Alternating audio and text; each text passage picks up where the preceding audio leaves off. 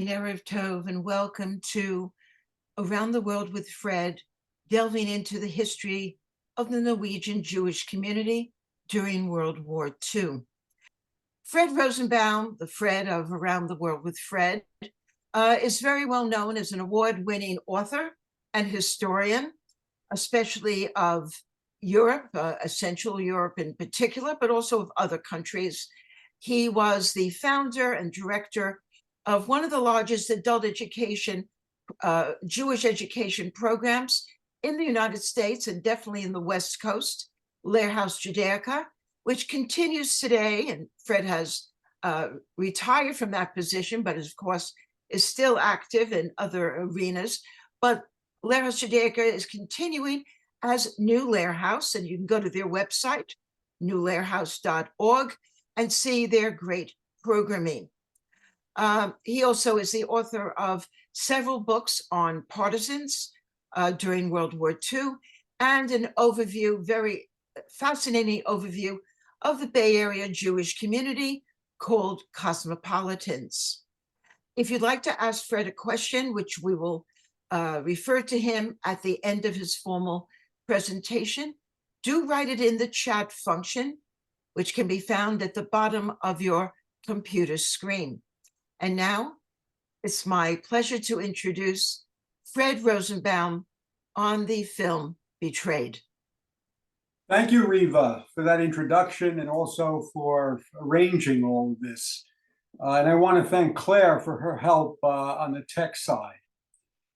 Now, the vibrant Norwegian film industry has produced over 1,000 movies since the end of World War II. But the first one about the Shoah wasn't made until 2020, Betrayed. Featuring the country's finest actors, it was acclaimed by the critics and a hit at the box office. It has moments of the warmest poignancy and also scenes of almost unbearable intensity, making for an unusually compelling drama. It also caused a sensation because this cinematic power is in the service of revealing a long buried chapter of Norwegian history. That country's close collaboration with the Nazis in the destruction of about 1/3 of its Jewish community. Out of only 2,200 Jews in the country,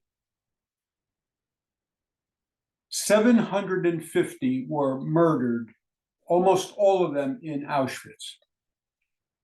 Now, in this series, I've spoken about recent films from France and Denmark, which have challenged the national narrative of heroic resistance during the war, and instead have highlighted brazen collusion. But nowhere in Western Europe was an honest examination of wartime crimes delayed as long and needed as much as in Norway. The film portrays members of a Jewish family dispossessed, humiliated, uprooted from their home, interned in a concentration camp, 4 of the 6 killed in Auschwitz. But did you notice that it's only in the last minutes of the story that we see any Germans? Only when the victims arrive at the ship that will take them to their death, all of the horrors are at the hands of the Norwegians. In fact, the Germans were omnipresent in Norway throughout the war. They deployed 300,000 soldiers and sailors, including SS units, as well as 3,000 Gestapo agents who operated a house of torture in Oslo. The German Reichskommissar, or viceroy, who committed suicide the last day of the war, was considered too harsh, even by other Nazi leaders, such as Joseph Goebbels. But German atrocities, already known by the public, are not the movie's focus. It's rather about Norwegians and Jews, and it differs from many Holocaust films in that there are no examples of neighbors courageously saving their fellow countrymen, although there were 57 righteous Gentiles in Norway, a relatively high number per capita. But instead of rescue and resistance, we see the locals participating in the genocide, some enthusiastically so. Let's look at the first slide. So the film is loosely based on a nonfiction book by the journalist Martha Michelet. And that book convulsed Norway after its publication in 2015. It was a bestseller that won the most prestigious literary award in the country and was named Book of the Year by Oslo's leading newspaper. The outspoken Michelet already had a reputation for revealing uncomfortable truths. She was a pioneer in the Norwegian Me Too movement. Now, the title, The Greatest Crime, that's the same title as the original version of the film. It was replaced by Betrayed for its foreign release. And Michelet was one of the screenwriters. It has not yet been translated into English, but I've read a synopsis of it. The book is an indictment of virtually the entire wartime society. For her, the loss of 1 out of every 3 Jews is shamelessly high. She says that this losing 1 out of every 3 was shameful because Norway had an advantage that was unmatched anywhere else in the Nazi net. That is a porous, 1,000-mile-long border with Sweden, neutral through the entire war. Denmark, across a narrow waterway from Sweden, saved 99% of a much larger Jewish population. Perhaps most shocking are Michelet's allegations against the vaunted resistance movement, long the pride of Norway. Now, no one doubts that it was a thorn in the side of the Germans and that it saved many hundreds of Jews. But she documents vicious internal feuds among the communist, nationalist, and Lutheran church factions.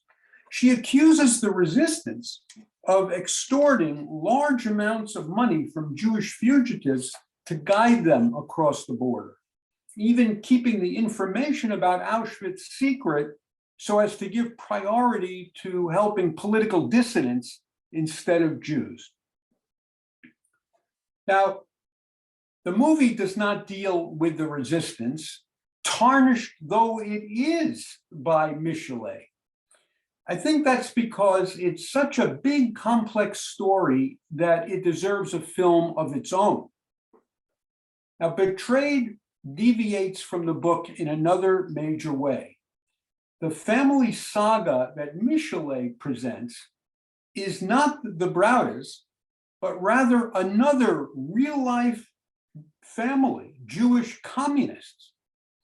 Although she is not Jewish, Michelet was a red diaper baby and the head of a Marxist youth group. But let's look at the family that the film tracks. You can remove that slide now. Thank you. The family in the film is of Lithuanian origin, like about half of the Norwegian Jews who immigrated there at the turn of the century as a result of the Tsarist pogroms. The generational conflict that is reflected in the Browder household was European-wide in the interwar period. Jews growing up in the 1920s and 30s often rejected the religiosity of their parents, and especially in the cities, they gravitated to culture of the larger Gentile society. You see this in the film as Charles is slapped by his immigrant father for denigrating Judaism. Across the continent, this was a transgressive generation of Jews. Some became socialists or communists, or adopted a bohemian lifestyle. Many more left for America, often leaving their parents behind.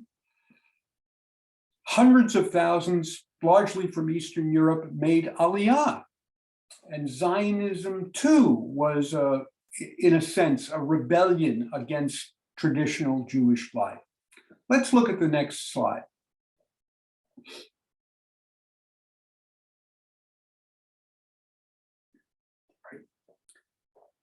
Charles Browder illustrates another divergence from his ancestors: sports, and specifically boxing.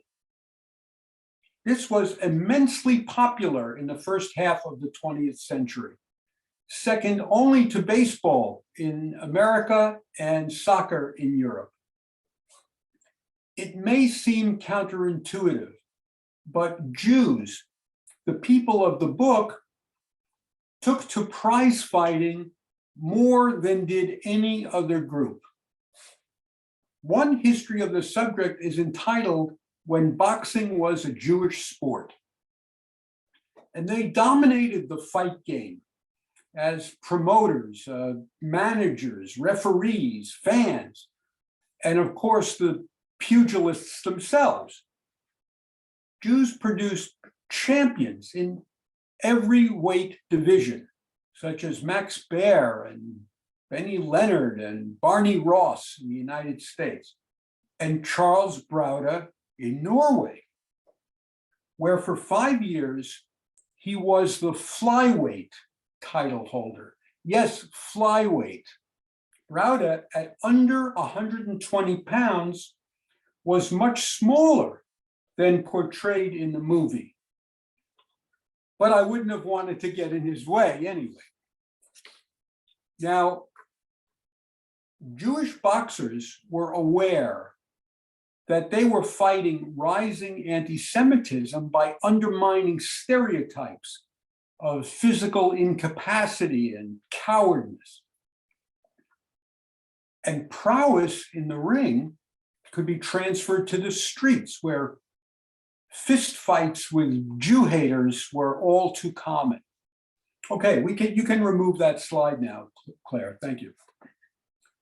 The elder Browders are proud of their son, the boxer, who not only wins a key match, but represents their adopted land in defeating arch rival Sweden. Actually, the family is quite acculturated, even if Charles's father occasionally lapses into Yiddish, and they all regularly celebrate Shabbat with Kiddush and a festive meal. Overall, their Jewish identity is largely shaped by their surroundings. Significantly, Charles's parents accept his marriage to a Gentile woman. On the whole, this minute community of Norwegian Jews, again, only 2,200 out of a population of 3 million, like the Browders, they enjoyed equal rights. They felt fairly secure before the Nazi invasion of 1940. Now, to be sure, there was always an undercurrent of anti-Semitism based on the antipathy of the Lutheran and Catholic churches. And the public's association of Jews with communism, and that only increased after the Bolshevik Revolution of 1917. Still, the liberal labor government between the wars was relatively tolerant and even accepted some Jewish refugees from Nazi-occupied Czechoslovakia in the late 1930s. One issue was disturbing, though, the prohibition of kosher slaughtering. That is, slitting of the throat of an animal before it is stunned. With some anti-Semitic innuendo, it was banned in the 1920s. But few Norwegian Jews were troubled by that. Those who kept kosher imported their meat from Sweden. By the way, the ban on kosher slaughtering in Norway is still in effect today. But the level of anti-Semitism there is lower than most other Western European countries. Now, of course, the well-being most Jews felt was shattered by the German assault on April 9th, 1940. Why did the Nazis take over Norway? Let's see the next slide, please.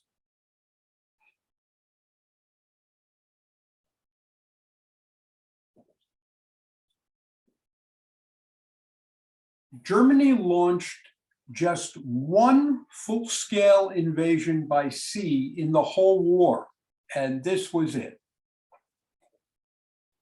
Now, just a word or two about Scandinavia and the war. You see Finland there on the right. Germany did not invade them because they were invaded by the Soviet Union. And Germany allowed for this. This was a secret provision of the non-aggression pact between Hitler and Stalin in 1939. So this was invaded by the Soviets. But let's focus on Norway, Sweden, and Denmark. Now, they did not invade Sweden. They respected its neutrality through the entire war. And why was that? Because they needed the iron ore from Sweden, obviously essential in manufacturing machinery, weapons, and so on, essential in waging war. So in exchange for neutrality, Sweden shipped them iron ore. Also, Sweden allowed German troops to cross Sweden as well. Now, Germany exerted relatively mild control over Denmark. And this is because it needed Denmark's dairy products. So the occupation there was the mildest of any country in the Nazi net. The Danish parliament, even though it was social democrats in charge, they actually remained in place, as did the Danish king. But let's look at Norway. This was very different than Denmark or Sweden because it had great strategic value with a 1,500-mile coastline across the sea from Britain. Germany wanted naval bases in the port cities and control of the North Sea and beyond. Even in 1940, it was clear that an Allied invasion, or at least an incursion, could come ashore through the fjords or inlets. There was even a fear in Berlin that Britain could occupy the country with Oslo's consent. So here you see this full-scale invasion. I just wanted to mention the very top, the battle at the very northern part there, where the arrow is in northern Norway. That's the city, there it is. That's the port city of Narvik. And that was actually the bloodiest battle of this whole war, German-Norwegian war, because at that point, it's only 20 miles across Norway to the Swedish border where those iron mines were located. So that was absolutely pivotal. Now, you can remove this now. Thank you. Remove this map. Now, there was a second reason for occupying Norway, and that was the false science of eugenics. The Nazis were deep down more pagan than Christian. They romanticized the Vikings, evoked Norse gods, and they saw the Norwegians as part of the Nordic race, brothers in kind. They hoped to create an Aryan paradise on the dramatic landscape of snow-capped mountains and dense forests and shimmering lakes. A recent book, Hitler's Northern Utopia, reveals they planned a scenic superhighway from Berlin all the way up to the Norwegian Arctic, with model Nazi communities all along the route. Let's look at the next slide.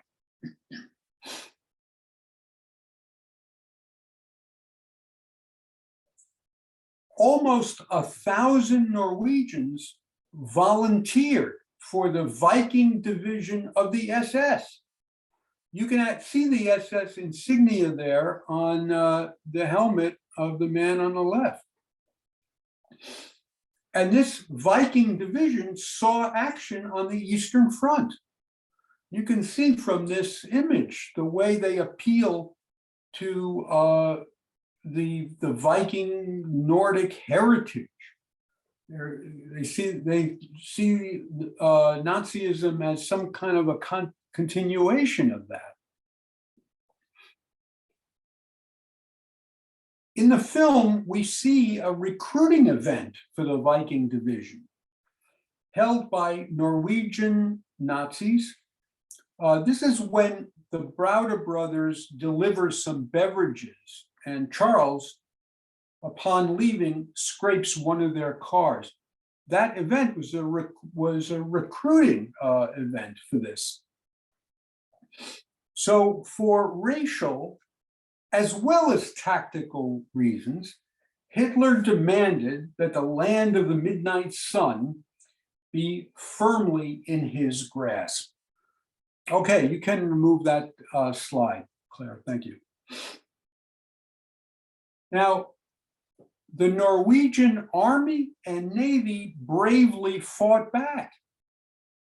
6,000 of their servicemen and over 500 civilians were killed before the capitulation 2 months later, June 10th, 1940, to the much larger and better armed Wehrmacht, which itself lost 3,500 men. Compare this with Denmark. Denmark invaded on the same day as Norway, surrendered in only an hour and a half. The Norwegians, though, held out longer than France. The film, however, does not mention the great sacrifices of this war, perhaps because this defiance of the Nazis puts Norway in a valiant light. There's only one word in passing that the British will soon force the Germans out. The Royal Navy did engage in combat, but the brunt of the fierce fighting was borne by the Norwegians. Now, as leader of the conquered nation, the Nazis installed 53-year-old Vidkun Quisling, who had near absolute power until 1945. As you know, Quisling's profound betrayal caused his name to be synonymous with traitor in many languages. a traitor, especially one who sells out his own country to foreign occupiers. About the worst thing you can call someone in public life is a quisling. Who was Quisling the man? He was an ambitious politician who modeled himself after Mussolini and Hitler and spewed out vitriolic anti-Semitism. Even though Jews were an infinitesimal part of the population, as I've said, and not wealthy or influential at all, he claimed they were a mortal danger to Norway. And he used the same biological terms that the Nazis did. Jews as a cancer, a bacillus, a poison. He spread the wild conspiracy theory that there were 10,000 Jews in Norway and that they were responsible for the depression and the war and alcoholism and prostitution and most insidious, communism. Let's look at the next slide.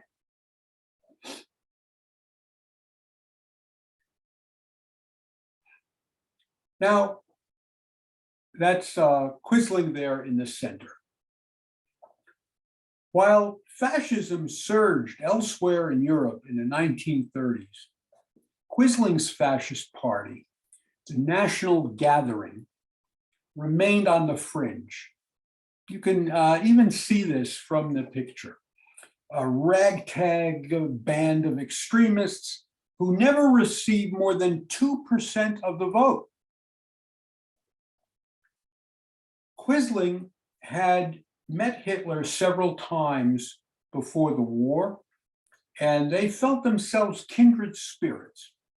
So when Norway finally surrendered, Quisling, whose ideology matched up precisely with Nazism, was the obvious choice to run the occupied country.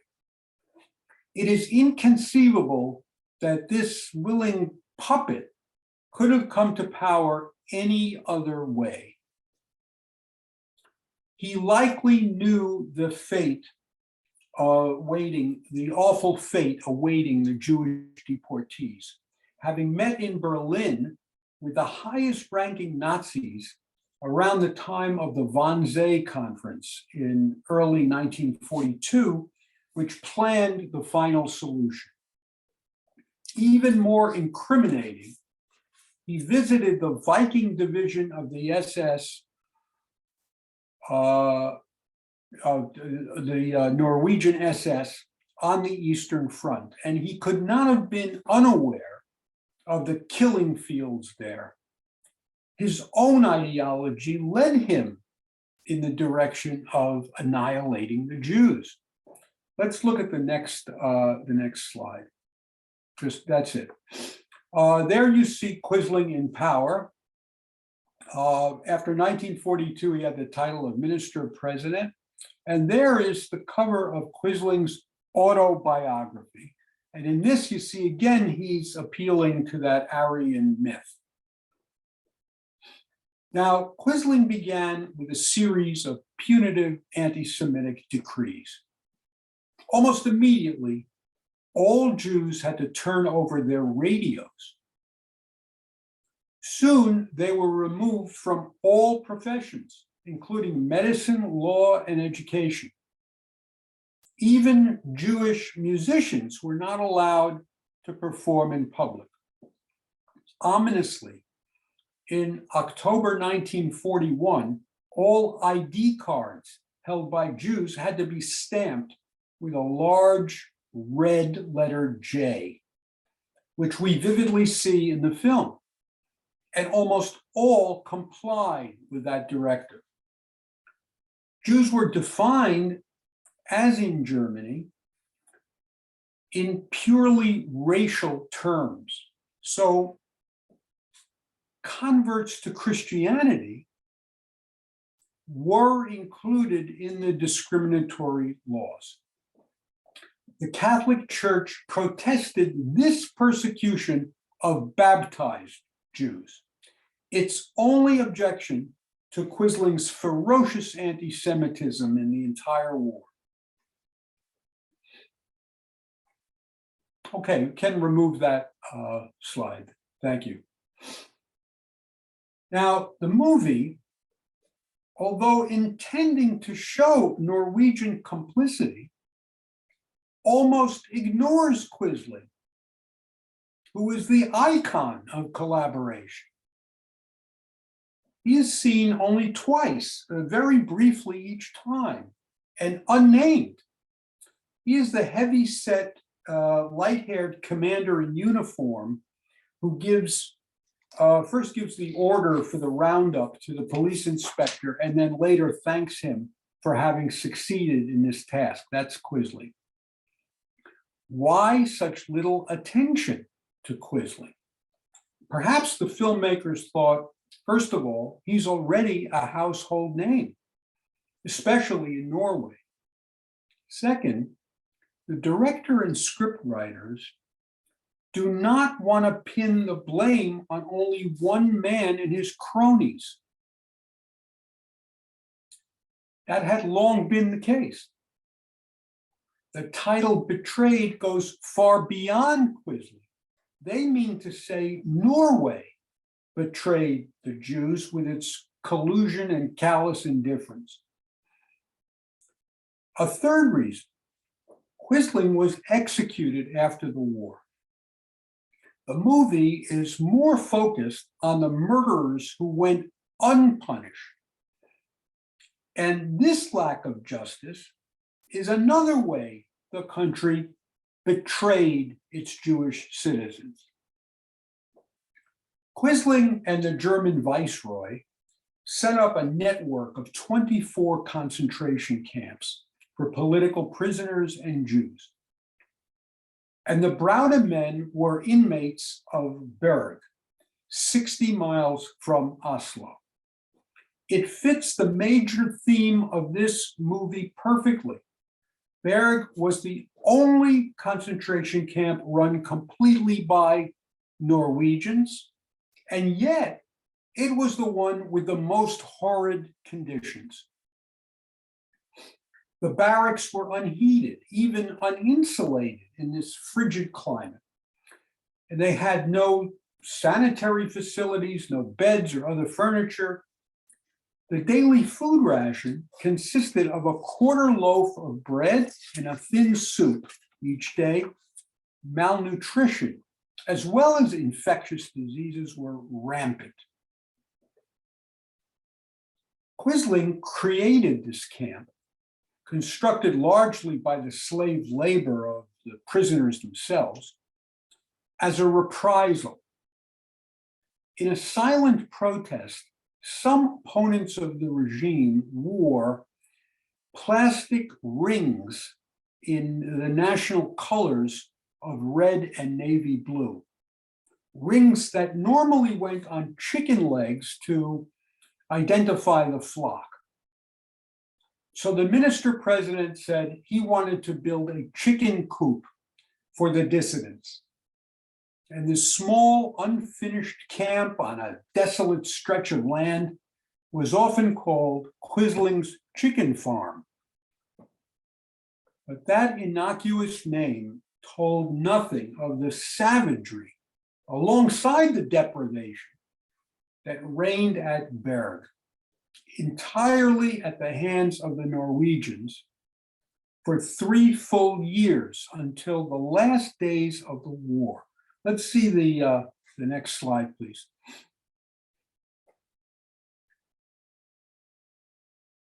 Okay. Now, if you look at the picture of the camp, toward the bottom of this page, you see in the upper left, there is a low white building there. That was called the White House, and that's the commandant's villa. It doesn't look that impressive here in this picture, but it obviously stood out against these,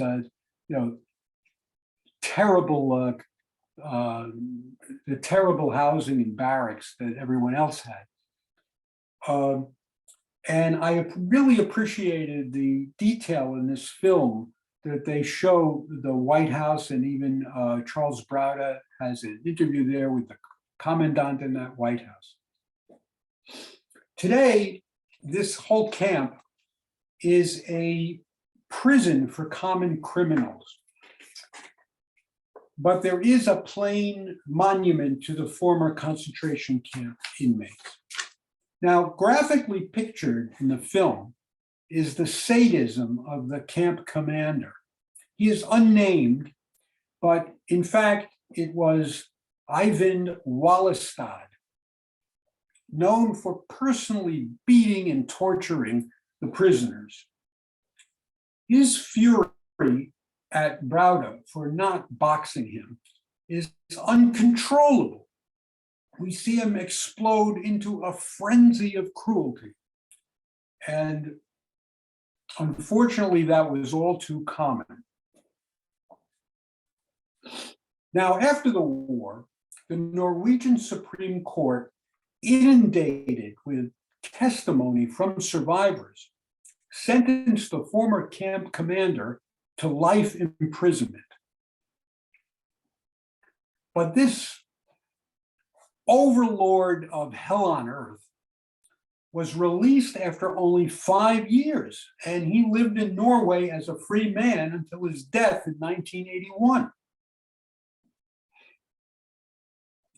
Now, while the filmmakers hold nothing back in revealing Wallestad's monstrous brutality, they also present a very different kind of perpetrator, the heartless bureaucrat.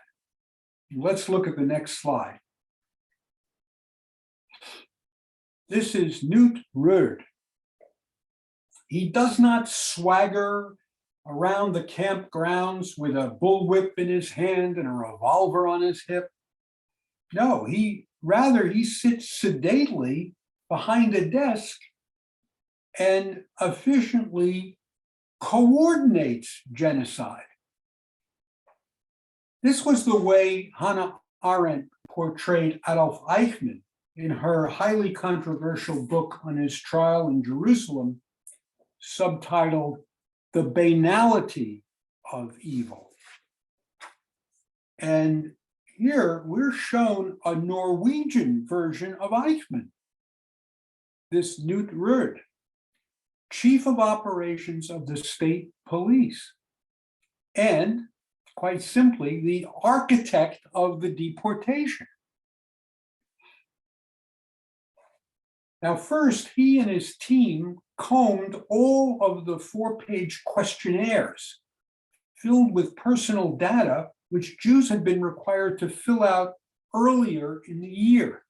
The film depicts Charles's reluctance to comply with that demand, but his father and brothers urged him to obey, and he did, as did the vast majority of the country's Jews. So on the eve of the deportation, the police and their secretarial staff determined which Jews were still living at the address they had given. Tragically, most had remained in place, like all but one member of the Browder family, the daughter who had fled to Sweden. They knew little of the Nazi atrocities elsewhere, and persecuted though they had been, it did not occur to them that they could be forcibly expelled by their fellow citizens. They simply thought of themselves as Norwegian citizens. And older Jews in particular, like the Browder parents, they often felt they could not endure the rigors of immigration and rebuilding their lives elsewhere. Some Norwegian Jews who had fled to Sweden during and after that 2-month war in 1940 that I mentioned, some of those Norwegian Jews actually returned home thinking that they could accommodate themselves to the new regime. As so often in the Holocaust, there was a pretext for the roundup. illegal border crossings were increasing, and on October 22nd, 1942, a guide, sometimes called a pilot, in the resistance was leading a group of Jews to safety when he was met by a Norwegian border guard. The guide shot and killed the guard, and Quisling blamed his death on the Jews, and the deportation followed. Okay, you can remove that slide. Thank you. 4 days later, with not only the names and addresses in hand, but also detailed descriptions of Jews, squads of police and members of Quisling's Norwegian Nazi Party arrested 260 Jewish men, most of whom, like the Browders, were sent to the Berg concentration camp. So that's October 26th. The second seizure, exactly a month later, targeted Jewish women and children. They, along with almost all the adult males who were already held in detention, so that's a total now of 532, they were driven to the Oslo pier, where they were forced to board the SS Donau, beginning an agonizing week-long journey to Auschwitz. Let's look at the next slide.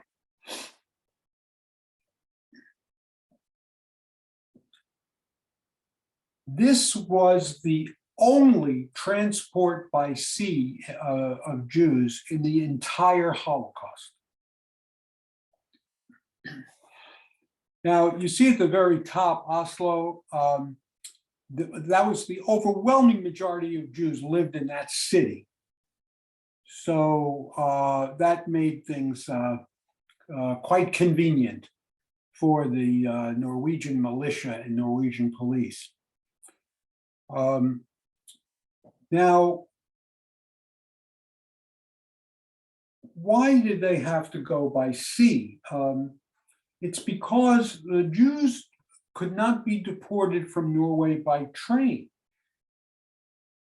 They'd have to transit Sweden and Denmark.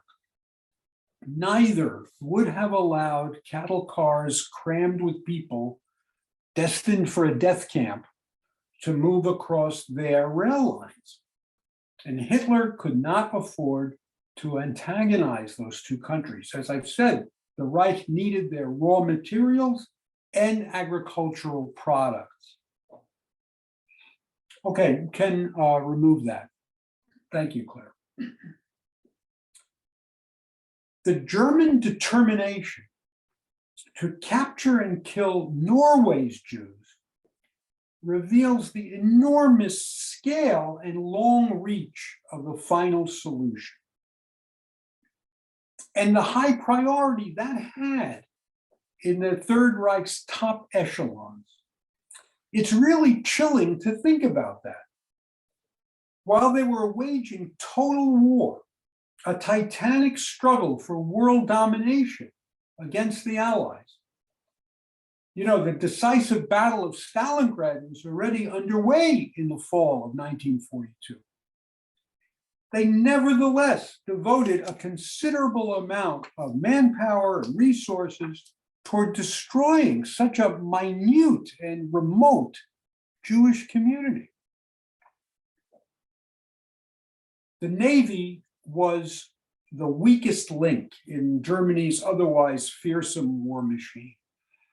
It was perpetually without enough ships. So when one came available, the Nazis and Quisling had to jump at the chance. The ground operations were complex, and Knut Roed had to plan and implement them on one day's notice, hence his feverish work to get the job done. He organized 100 squads, each comprised of a leader and another police officer. And we see these assigned in the film's haunting opening scene.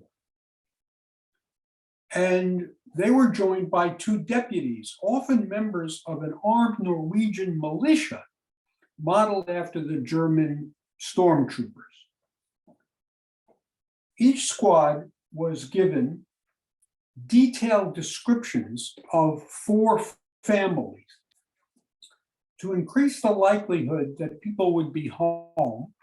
The operation began several hours before sunrise. The Jew hunters were instructed to act with calm restraint so as not to cause any disquiet. The meticulous plan called for each squad to arrest and detain the victims until a taxi arrived to take them to the pier. 100 taxis, half of the entire fleet of Oslo cabs, were used for this purpose. The squads that Ruud dispatched and the taxi drivers diligently carried out their orders, often returning to a residence if their prey weren't home the first time. Even the hospitals were searched and Jews were taken from their sick beds. And we see some of them carried on stretchers to the waiting cargo ship. The film's wrenching depiction of Charles's mother, left alone after her husband and sons had been picked up the month before, was typical. She hid in the attic of her apartment house and was discovered by a lone policeman who could have looked the other way, but did not. He forced this older woman to leave her home and her country for a destination unknown, but that everyone assumed was dreadful, something along the order of slave labor. It's stated at the end of the film that Knut Ruud was tried in 1948 and acquitted. In fact, he was twice found not guilty because the prosecutor appealed the first verdict. But in the second verdict, he was acquitted as well in the second trial. Ruud not only avoided punishment, but also continued his career in law enforcement as a divisional head of the Oslo police force before retiring in 1965. At both his trials, he and his lawyers claimed, as we expect, that he was simply following orders, and had he refused, he would have been imprisoned or even worse. But his main line of defense was something else. That he was secretly passing on classified information to the resistance, and that to defy Quisling would have resulted in him losing his post and thus ending his service as a mole. Yet the evidence for this is murky. He evidently tipped off other police officers who were double agents for the resistance, and they testified in his behalf at the trials. But even if they were telling the truth, it was in 1943 that he did this, when it seemed likely Germany was going to lose the war, and retribution was sure to follow. So he needed to perform some act of decency to offset his past crimes. In any case, he never warned any of the Jews of the impending deportation in 1942. Not even a neighbor in his building, as the film shows. That's an incident drawn from real life. She related that hallway interchange that you see with Ruud in a deposition against him. Let's look at the next slide.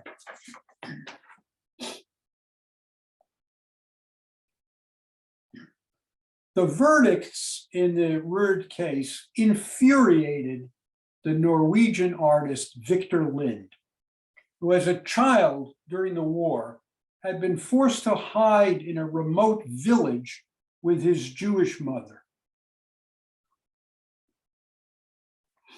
Over the decades, he kept the travesty of the Ruud case in public view, and in 2006, unveiled this striking sculpture permanently on display in Quisling's former Grand Villa, because that's now the National Center for Holocaust and Minority Studies. Now, Ruud is shown in a Norwegian Nazi uniform that he rarely wore. As I've said, he was normally dressed in a suit and tie, this bureaucrat. But Lind displays the true Knut Ruud underneath his calm exterior. It's a very very small figure on a large informational base, and you see that in the upper right image. The sculptor wants to make the point that Ruud was a dwarf in the moral sense. And the inscription that I included here, the inscription on one of the sides of the base, it just gives you the basic information about Knut Ruud. But look at the last sentence, and the monument stands until the sentence of 9 April 1948 is annulled. I think in that you can almost hear the anguished cry of Victor Lind. Okay, you can remove that slide, Claire, thank you. It was not until 1998, over half a century after the war, that Norway compensated Jews for their property that had been plundered by the Quisling regime. There was no apology at that time, but they allocated 60 million kroner, then worth about $10 million. A third of that to establish that Holocaust center I referred to. 1/3 for Jewish institutions worldwide that perpetuate East European Jewish culture. And the final third for those Jews and their families who had been so flagrantly looted. Norway officially admitted its complicity only in 2012, with a stirring speech by its prime minister, the Social Democrat Jens Stoltenberg. You may know the name because he later became General Secretary of NATO, a post that he still holds. His clear and full apology, which is excerpted at the end of the film, was delivered at the Oslo dock, from which exactly 70 years earlier, the SS Donau had sailed with the doomed Jewish men, women, and children. There were only 9 survivors of the 532 Jews who were forced to board that freighter. One of those 9 was still alive in 2012, and he was in attendance at this moving event,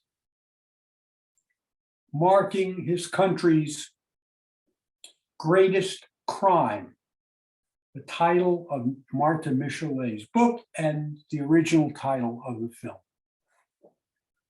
Now, the remorse expressed by Stoltenberg came only 6 months after the worst domestic terror attack his nation had ever endured. a young neo-Nazi Norwegian killed 77 people, mostly teenagers, with a shooting spree at a summer camp. And then at the same time, he killed others in a car bomb explosion that was detonated near the prime minister's office. And several of the dead were Stoltenberg's friends. As might be expected, this tragedy led to national soul searching, and the leading biography of the mass murderer, Anders Breivik, is entitled One of Us. Now, I haven't seen a connection made between this and Quisling's regime, but just possibly this horrific 2012 attack and the introspection and self-scrutiny that ensued, it may have led, consciously or not, to Stoltenberg's apology for the loss of so many innocent lives of his countrymen in 1942. Martha Michelet's devastating account appeared in 2015, and Betrayed was released 5 years after that. This searing film that you've seen is the capstone of a decade-long reckoning. By now, the old narrative has largely been reversed. The Shoah and Norway's disgraceful role in it is finally taught in the schools, along with some remarkable acts of heroism that I've mentioned. So it's not that this completely changes the narrative of heroism, but it completes that narrative with the dark side as well. And as in Central Europe, Stolpersteine, or small brass plates, are cemented into the sidewalk in front of the former homes of those deported and killed. They bear the names and life dates of the Jews who used to live there. So Norway has finally brought at least a modicum of justice to the victims and their families. This film was part of that corrective,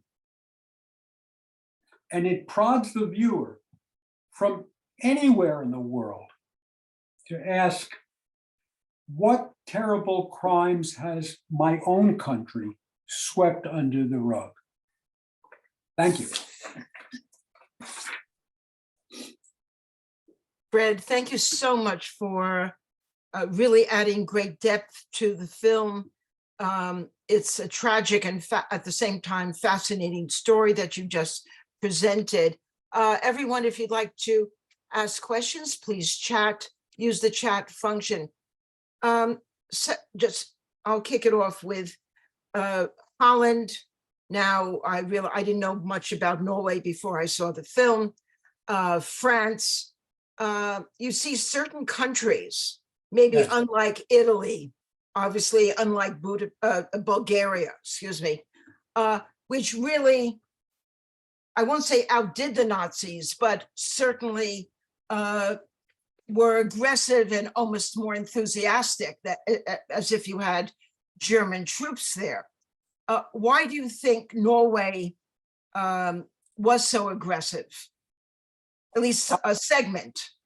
Right. Oh, that's a really good question. And I think, first of all, that country, let's say compared to Denmark and Sweden, they had a much stronger sense of nationalism. It was much more fierce. You could see that with that SS division and hearkening back to the Vikings. But I think most important was that Norway had Quisling. There's no equivalent of Quisling in Denmark or Sweden or anywhere else. I'd say the only analogy would be France, with Marshal Pétain and especially Pierre Laval. Laval had that same racist ideology, and like Quisling, he undertook anti-Semitic measures that the Nazis didn't even ask for. I think if it weren't for Quisling, I think it might not have been, maybe the Norwegians themselves might not have been mobilized in the same way to carry out these crimes. How effective were the partisans in Norway? Not much. I mean, you don't have partisans in the same way as you have in Eastern Europe or Italy or the Balkans. You do have this resistance, though. Maybe that would be the equivalent of the partisans. And as I say, that is so complicated and so tangled. The film doesn't deal with it. And so this also, by the way, this is an analogy with France again, because France had a vaunted resistance, right? But in recent decades, that's been challenged. And what's come out has been that the resistance sometimes killed people just because of vendettas. The resistance itself was very divided and feuding. In France, it was between the communists and the Gaullists. They also, the resistance both in France and in Norway, they really didn't necessarily have saving Jews as the highest priority. It was rather the political dissidents, especially communists, who they wanted to protect. But again, this is very complex. As I said, there's no question that the resistance also accomplished a great deal in both cases of Norway and France. No question of that. So we're awaiting a real analysis of this. As for Norway, I really wish Michelet's book had been translated into English. I would like to see the way she lays this out. Well, we'll have to wait for that. So, we have something, the history of that is really fraught. Let's put it that way. I'm going to ask Ava her question, if she can unmute, or Claire unmute her. Ava's hand is up. Yep. Okay. Yes, the question I have is, were there any police forces in any of the occupied countries that didn't provide as much support? I heard, for example, the Belgian police provided less support to the Nazis. Is there any evidence for that? Yeah, but I wouldn't. But Belgium did not distinguish itself particularly well. It's true that better than Norway, but I wouldn't look there. I'll give you an example of a country where the police just did not cooperate. They would not do it. Denmark. And that's very similar culturally to Norway. The Danish just were not willing to carry out these directives. And then after a while, the directives themselves just stopped. They weren't going to deport Jews. And in Italy, also, there were many cases. The police there did not deport Jews. That would change in 1943, when the Nazis occupied Italy. Finally, they would do the deportation. But although tens of thousands of Italian Jews were deported, it was almost all by the Germans and not by the Italians. So there are a couple of countries in which that's the case, but obviously in Eastern Europe, you have even a much worse situation than Norway. There, even before the Nazis arrived, there are terrible pogroms and mass murders of Jews. Countries like Latvia, Lithuania, and Ukraine, right? I was talking about 1/3 of the Jews of Norway who perished. In Eastern Europe, you have 90 to 95% who were killed. and you can really put a lot of the blame on the locals there, really. So it really varies from country to country. On the whole, Western Europe is better than Eastern Europe. You know, you can say that. Look, if I were, in Europe during those years, the last place I would want to be would be the Baltics or Ukraine. If I were in France, I would have to worry about the local police. There's no question, but I would have a chance to knock on a farmhouse door and be taken in by a righteous Gentile. You see the difference? Look, I'm dwelling on this for a bit, but let me give you a difference. Let me compare Norway to another country in Eastern Europe, also with only 2,000 Jews, which was also remote, which was also in the north, Estonia. So Norway lost a third of its Jews. Estonia lost 95% of its Jews. In Norway, there are 57 righteous Gentiles. In Estonia, there's only 3. So the East Europe, West Europe divide, is important. It's not everything. There are exceptions to the rule, of course, but I would keep that in mind. Okay, go ahead. There's a question.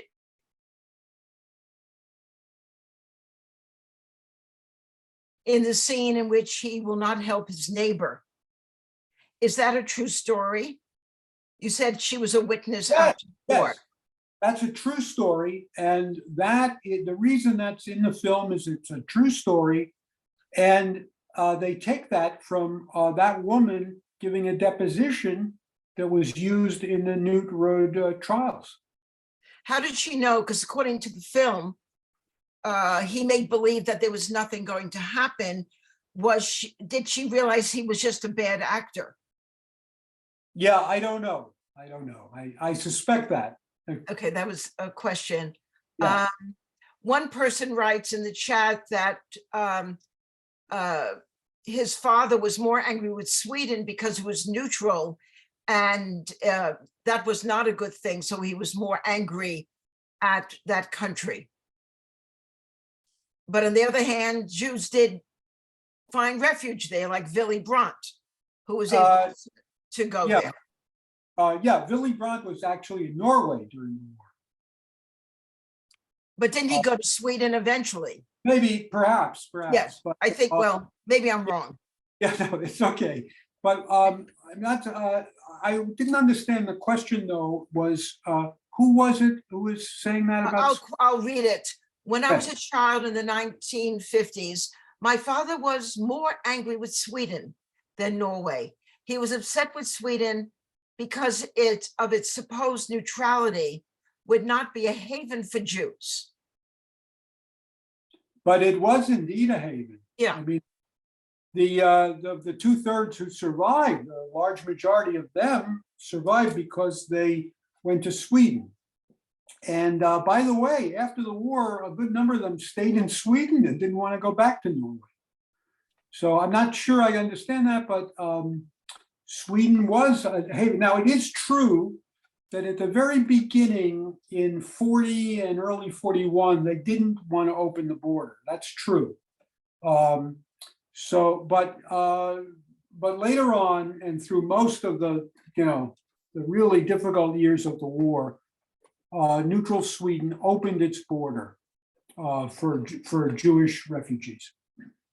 Another comment is, in Ukraine, most of the atrocities were perpetrated by Romanian soldiers. Some. Many of the atrocities were perpetrated by the Ukrainians. There was a group headed by a man named Stepan Bandera, just to give one example. This was a militia that was fighting for Ukrainian independence, but they were fiercely anti-Semitic, and Jewish partisans were often attacked by these Banderistas. and brutal fights broke out there. So yes, Romanian soldiers were also part of these SS division, just like the 1,000 Norwegians that I mentioned. But in Ukraine, it's really the locals who they're just so anti-Semitic. I would say worse than the Poles. I would put them on the level of the Lithuanians. Those are really and you know, the 90 to 95% of the Jews were murdered in those places. I guess there are no more questions because you covered so much. It really was an excellent lecture. I forgot to mention that Around the World with Fred is sponsored by the East Bay International Jewish Film Festival in partnership with Contra Costa Jewish Community Center, Congregation B'nai Shalom, and Diablo Valley Hadassah. Around the World with Fred will be back with the Jews of China sometime in the late summer. And also, we have to be working on this with a film about Austria, most likely post-World War II, but of course, connecting it to World War II and Simon Wiesenthal and a whole host of characters. Again, in May, the Dove Flyer about the Jews of Iraq, it's a drama. And in June, a very unbelievable film, Spear, that's Albert Speer, Goes to Hollywood, and the near production of a film that would have looked at him in a favorable light, which thankfully was not made. I want to thank everyone who joined, and especially Fred, whose talks add an unbelievable depth to the movies that we see. For those of you who are in our community's reach, Fred is across the continent, but Israel Fest 75 is around 10 days away on April 30th. And the film festival will be showing several Israeli shorts so that you can see 10 minutes, 15, 20 minutes, and then go on and see or do some other activity. So that's April 30th. Go to under110.org/Israel75. Hope to see you at the Dove Flyer, Spear Goes to Hollywood, and our next films, Around the World with Fred. As always, Fred, 2 thumbs up. Okay, thank you, Reva. Everyone be well, and we'll see you at the movies. Good night. Bye-bye.